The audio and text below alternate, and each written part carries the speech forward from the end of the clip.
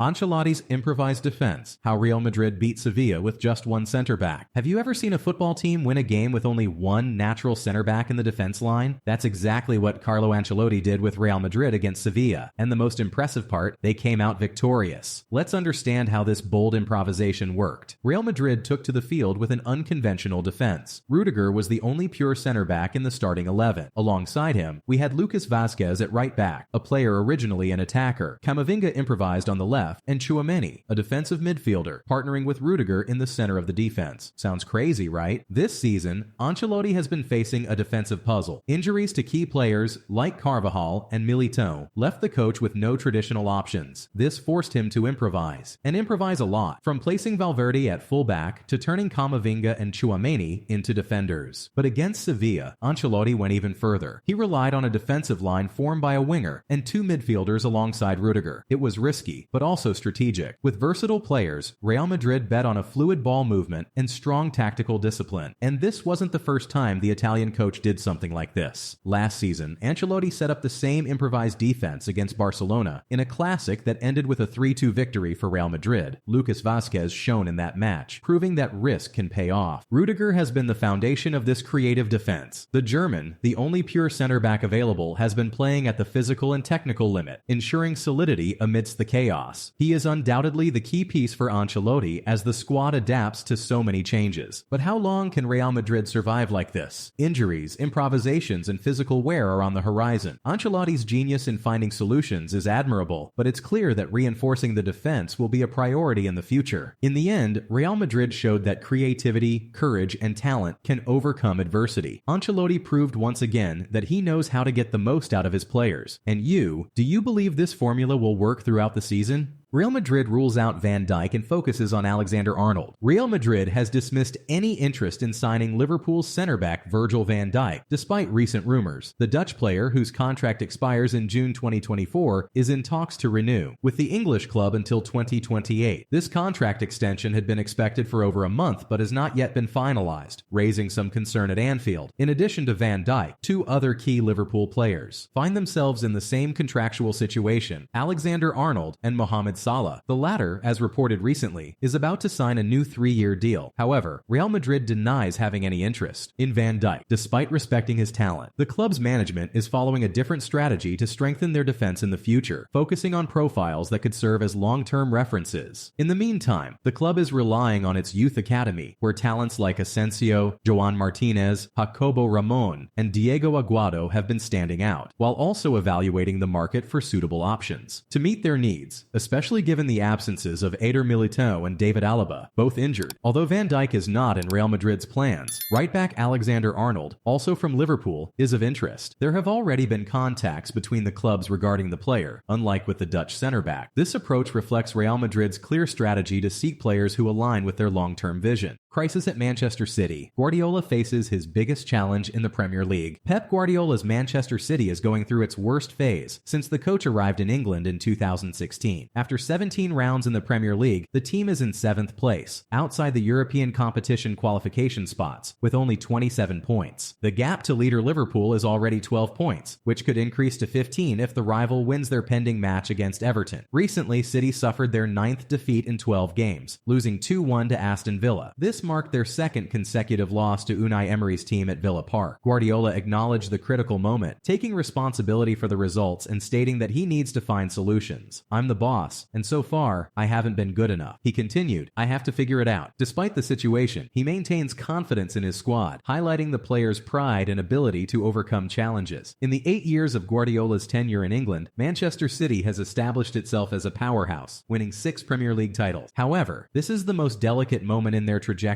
with the team struggling through a negative streak and far from its usual consistency. Now, the coach is setting more modest goals, securing a Champions League spot. Guardiola acknowledged that competing for the title has become an unattainable challenge in the short term. Still, he emphasizes the resilience of his team, which has already shown its capacity to overcome adversity in past seasons. Gabriel Jesus shines and ends goal drought, reaffirming his protagonist role at Arsenal. Gabriel Jesus ended an 11-month goal drought in the Premier League by scoring 2 goals in Arsenal's victory over Crystal Palace. The Brazilian, who has faced physical issues since his injury in December 2022. He had become a secondary player in Mikel Arteta's squad this season. However, his recent performances, including a hat-trick in the Carabao Cup and a decisive display against Crystal Palace, have reignited his importance. Signed in 2022 for over €50 million, Gabriel Jesus arrived at Arsenal as a major prospect after his time at Manchester City. Initially, the forward impressed Emirates Stadium fans with 11 goals in his first 20 games, but constant injuries interrupted his rhythm, sidelining him for 199 days. During this period, his confidence took a hit, and he began to play a secondary role in Arteta's rotation. In the match against Crystal Palace, in addition to his 2 goals, Gabriel Jesus directly contributed to 3 other goals, helping Arsenal secure a dominant win. After the game, the forward emphasized his positive